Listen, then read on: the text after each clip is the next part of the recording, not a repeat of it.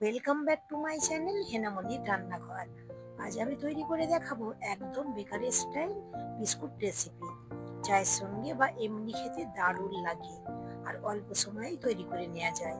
এইভাবে বিস্কুট তৈরি করে প্রিয়জনদের খাওয়ালে আপনিই হবেন সবার সেরা। ভিডিও যদি ভালো লেগে থাকে লাইক কমেন্ট শেয়ার করতে ভুলবেন না। আর আমার চ্যানেলে নতুন হয়ে থাকলে প্লিজ আমার চ্যানেলটিকে সাবস্ক্রাইব করে দেবেন। আসুন তাহলে দেখে নিই আমি কিভাবে তৈরি করছি। এখানে একটি মিক্সিং জার নিয়েছি, নিয়ে নিলাম হাফ কাপ চিনি। এখানে 4টে এলাচ নিয়েছি, মুখটা ফাটিয়ে এলাচের বীজগুলো আমি চিনির মধ্যে দিয়ে দিলাম।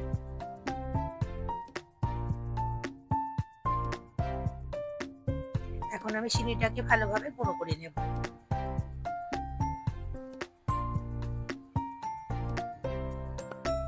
গুঁড়ো করা হয়ে গিয়েছে, একদম আমি মিহি গুঁড়ো করে নিয়েছি।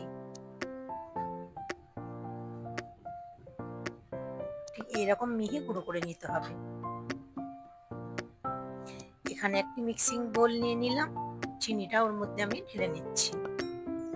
এখানে 75 গ্রাম বাটার নিয়েছি। বাটারের পরিবর্তে আপনারা ঘিও ব্যবহার করতে পারেন। চিনির মধ্যে আমি নিয়ে নিচ্ছি। এখন একটি হ্যান্ড উইস্কের সাহায্যে আমি ভালোভাবে মিশিয়ে নেব। খুব ভালো করে মিশিয়ে নিতে হবে। মেশাতে মেশাতে দেখা যাবে ঠিক এইরকম সাদা একটি ব্যাটার তৈরি হয়ে গিয়েছে।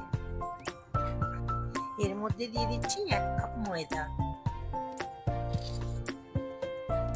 দিয়ে দিচ্ছি 1 চামচ বেকিং পাউডার এবং দিয়ে দেবো 2 টেবিল চামচ গুঁড়ো দুধ। গুঁড়ো দুধটা দিলে বিস্কুটের টেস্টটা খুব ভালো আসে। সবকিছু আমি হ্যান্ড উইস্কের সাহায্যে মিশিয়ে নিচ্ছি।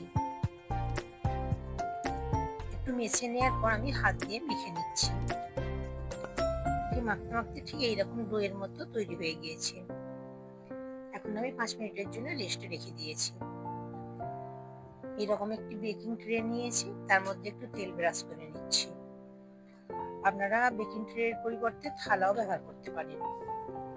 এখন একটি আমি কাগজকে এইভাবে দিয়ে দিলাম এবং উপর দিয়েও একটু তেল ব্রাশ করে নিচ্ছি।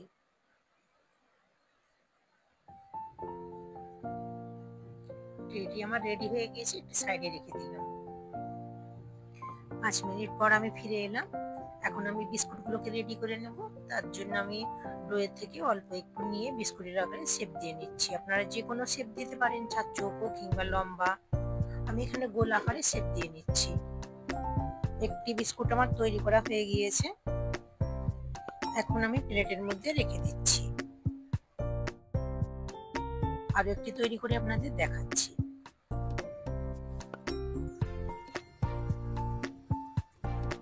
সবগুলো আমি একইভাবে তৈরি করে নেব। সবগুলো আমার তৈরি করা হয়ে গিয়েছে।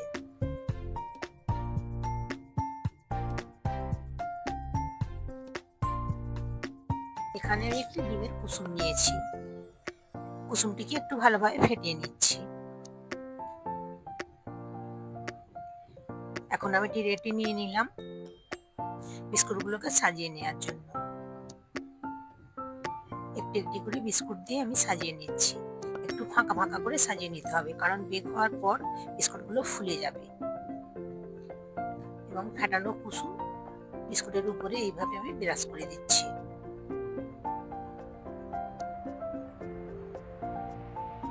এখন আমি এর মধ্যে দিয়ে দিচ্ছি সাদা তেল। এইভাবে আমি তৈরি করে নিয়েছি। এখানে আমি একটি কড়াইতে একটি স্ট্যান্ড বসে আমি 10 মিনিট ফ্রি হিট করে নিয়েছি এবং খুব সাবধানে আমি ট্রেটি বসিয়ে দিলাম।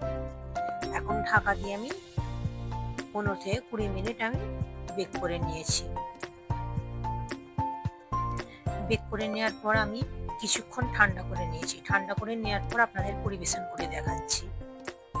গরম থাকা অবস্থায় বিস্কুটগুলো একটু নরম থাকবে, ঠান্ডা হয়ে যাওয়ার পর বিস্কুটগুলো শক্ত হয়ে যায়।